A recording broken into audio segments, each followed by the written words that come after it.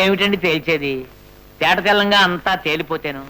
చూడండి, మనం సంతలో ఒక ఆవునో గేదెనో కొన్నాం అనుకోండి, దాన్ని అమ్మిన వాడింట్లోనే ఉంచి పాలు పితుక్కోం కదా, కొన్న వాళ్ళని తీసుకుపోతాం.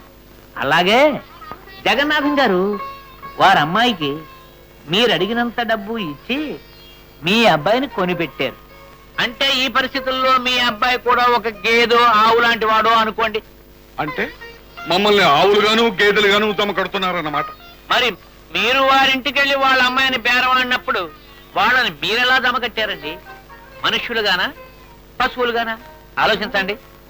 చూడండి ఆదిశేషయ్య గారు, ఆడపిల్లల్ని కన్నవాళ్ళు అన్నిటికీ నోరు మూసుకుని అడిగిన దానికల్లా ఒప్పుకుంటున్నది గతి లేక, గత్యంతరం లేక.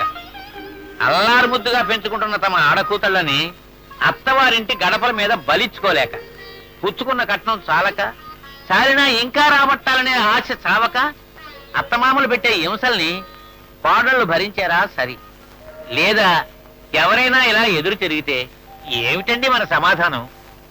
ఇక్కడ ఏర్పాట్లన్నీ పూర్తయినట్లా బాబు, ఇక వధువర్లను తీసుకురావచ్చు. అలాగే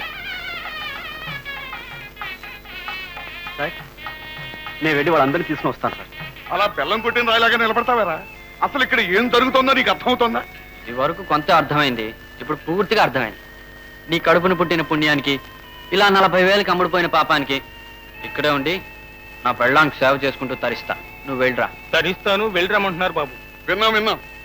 సరే, వెన్నెముక లేని వ్యథలాగా బ్రతుకుతానన్న వాడికి ఎవడేం చేయగలడు? ఒరేయ్, వాడురా, పెద్దవాడురా, మణిపూసరా.